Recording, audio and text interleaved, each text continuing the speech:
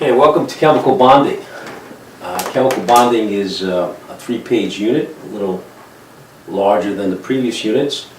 The reason why atoms bond to each other, the reason why they stick, is because they want to attain stable octets. With the magic number 8, think of the 8 as two happy atoms.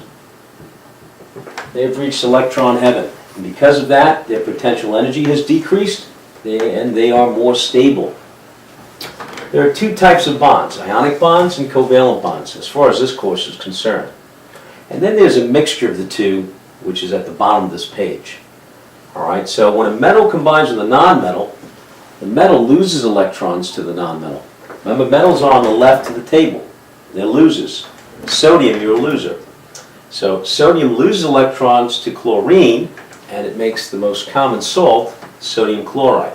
It's called an ionic bond because ions are formed.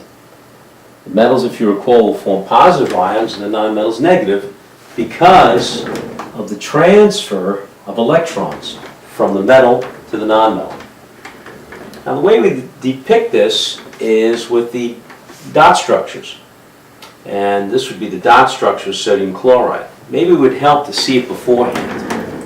Sodium, if you look it up, has one valence electron, one dot.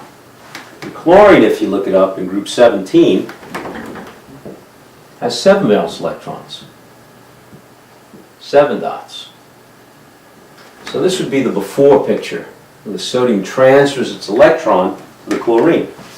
And this would be the after picture, where we have brackets around the ions, the sodium being positive 1, the chlorine being negative.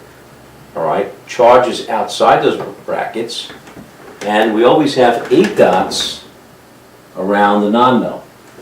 Now the metal has 8 dots also, but the agreement is to place the electrons around the nonmetal to show or to emphasize that it's the nonmetal that gained those electrons. They don't always have to be 1-to-1. It all depends on what the formula of the compound is. In the case of calcium chloride, since the calcium has a positive 2 charge, it's losing 2 electrons, you're going to need 2 chlorines, or 2 chloride ions.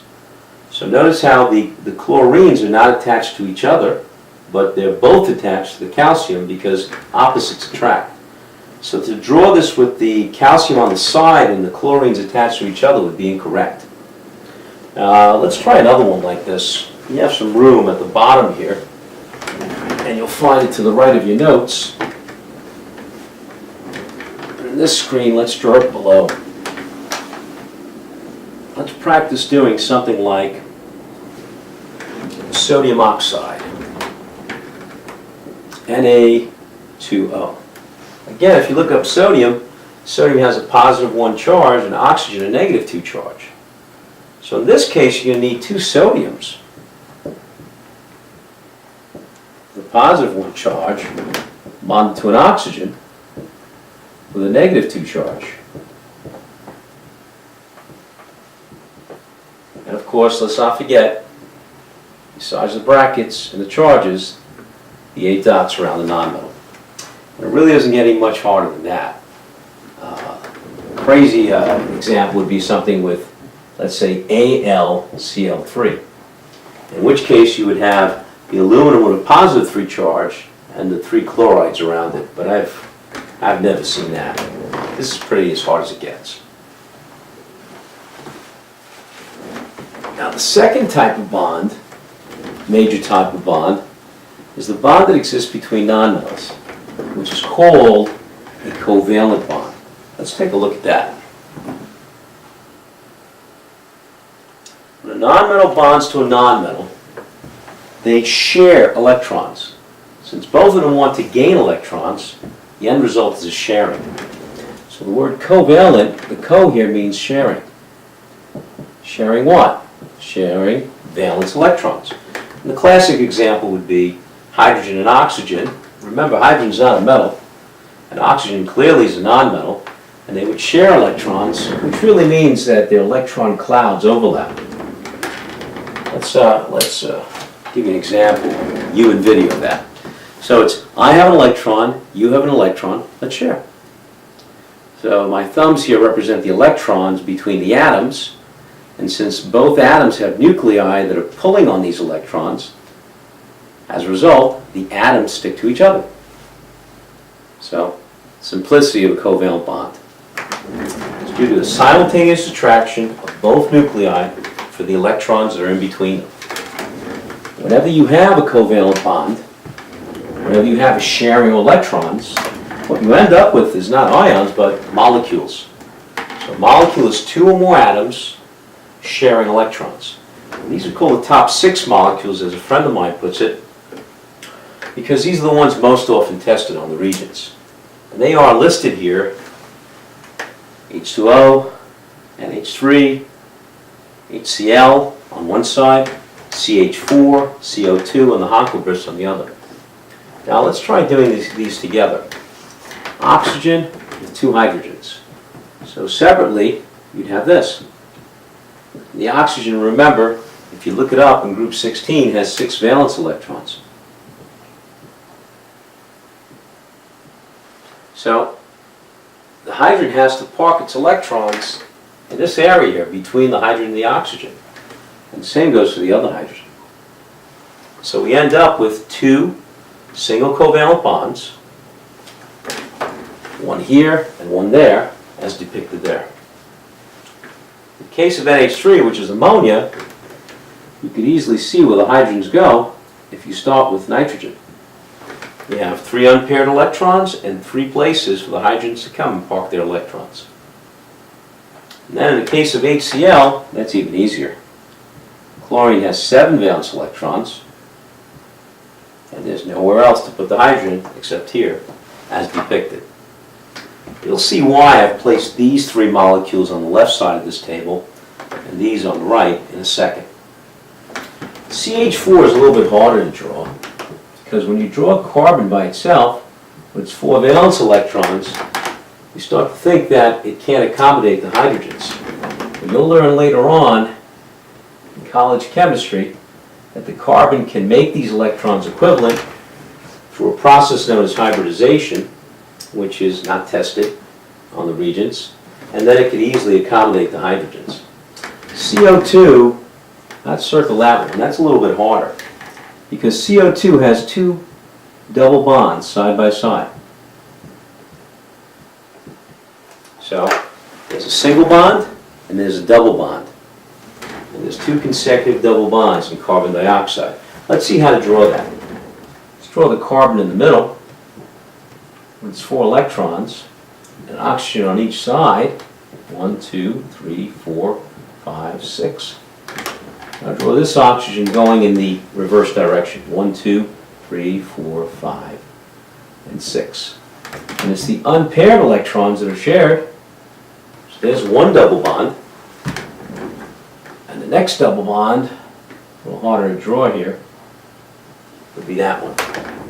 This one I would just memorize in case they ask it. And then for the last group, we have the Hankel, beginning with hydrogen, and then you have oxygen, nitrogen, chlorine. I haven't drawn the rest of the halogens because they're the same as chlorine. So let's talk about that a little bit. Let me show you what I mean. So, the hydrogen would easily be drawn like this, each having 1 electron. The oxygen, notice the double bond with the oxygen. Since oxygen has 6 valence electrons, it needs 2, hence a double bond to make an octet for each. The nitrogen's a good one to remember with the triple covalent bond, put a star by that. And then all of the halogens would have single covalent bonds. So let's draw fluorine now. It'd be just like chlorine, since they have the same number of valence electrons. And the same would go for bromine. They are isoelectronic. Same number of electrons. Now to remember which is single, which is double, and which is triple, let's go back to this Hankel thing. So Hankel is a way to remember the diatomics. Put the 2's there, 2 atom molecules. Then hydrogen would be a single, Oxygen would be a double covalent bond. Nitrogen a triple covalent bond. That's what makes nitrogen so stable. And then the rest of the halogens would be single bonds. Okay. So practice doing these molecules. This way, if you tested on drawing them in part 2 or recognizing them in part 1, it will just come to you so easily. Covalent bonds come in 2 flavors. There are 2 types of covalent bonds. And it's easy to understand it this way. Again, I have an electron, you have an electron, let's share. Now, if both atoms pull on the electrons with the same strength, if they have the same electronegativities, then the electrons stay in the middle and they're evenly shared. On the other hand, if one atom pulls stronger than the other, then the electrons shift towards that atom. So that's the difference between a non-polar bond, where the atoms have equal electronegativities, the electrons stay in the middle, and a polar bond, where one atom has a greater electronegativity than the other, and the electrons shift towards the atom with the greater electronegativity. That's what I have depicted here. HCl, hydrogen having an electronegativity of 2.1, and chlorine, electronegativity listed here of 3.2. And you don't have to know this by heart. I just listed the top 4. Shows you that this illustration shows you a polar bond. It's showing you there's a shift in the electron cloud towards the chlorine. All right, towards the atom with the higher electronegativity. And because of that, this is called a polar bond. Because of this polar bond, we end up with partial charges. This is a Greek letter delta. And that would represent a partial positive charge.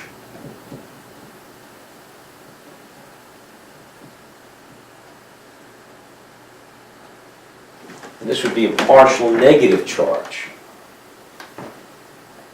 on the atom with the greater electronegativity.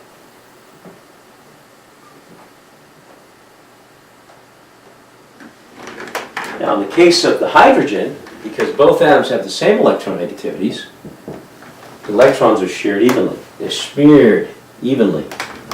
In this case, if you think of it in terms of food, the cream cheese is on more on one side than the other. All right? So nonpolar bonds, same electronegativities, equal sharing. There will be no electron shift and no partial charges. And when it comes to the polar bond,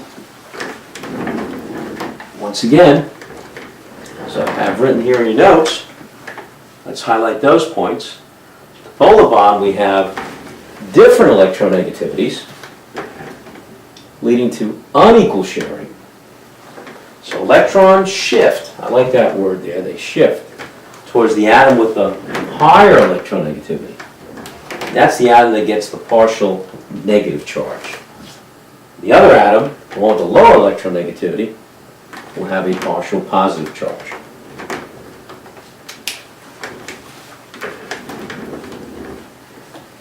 Now you could have 2 polar covalent bonds in 2 different molecules, and one can be more polar than the other.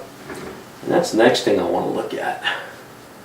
See if I can bring this cursor here to just that. If you compare the electronegativity difference of the bonds in water to that in ammonia, hydrogen has an electronegativity of 2.1, and oxygen has an electronegativity of 3.5. The difference would be 1.4.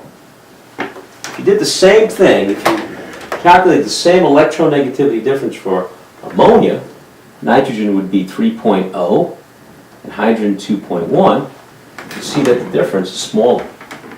So what I'm saying is that water is a more polar bond, has more polar bonds than NH3 ammonia. Again, to depict it, or in the video. Again, I have an electron, you have an electron, let's share. Non-polar bond, polar bond, more polar bond, and on an extreme, it becomes ionic. The only time you have to look up electronegativity differences is if they were to ask you a question like this, where they mention ionic character. So the greater the electronegativity difference, more polar bond is, and the greater the ionic character. What that means is that the H2O is closer to being ionic than NH3, ionic character. I'm not saying that water is ionic. Now, your teachers may have mentioned the 1.7 rule. The electronegativity difference is greater than or equal to 1.7, then the bond has to be ionic. Well, unfortunately, students really take this to an extreme where in every case where they're asked if a bond is ionic or covalent, they start doing differences. And that's really a waste of time. Simply put, if it's a metal and a nonmetal, it has to be ionic. If it's a nonmetal and nonmetal, it's going to be covalent. That's good enough for this course, so let's not worry about this. And finally, in the case of polyatomic ions or compounds of polyatomic ions, which you find in Table E, poly meaning many atoms, ions with a charge, we have both ionic and covalent bonding occurring. As in the case of, let's say here, NaNO3. The Na is a metal, the nitrogen is a nonmetal, and the oxygen is a nonmetal. Well, a nonmetal plus a nonmetal has to be sharing electrons. That would be covalent. And what would bond that metal to this polyatomic ion would have to be an ionic bond. So the compounds of polys have both ionic and covalent bonding. All right, we've come to the end of this page. If you want to go over this again, or you want to practice doing the molecules before we move on, I'll meet you there on page 11.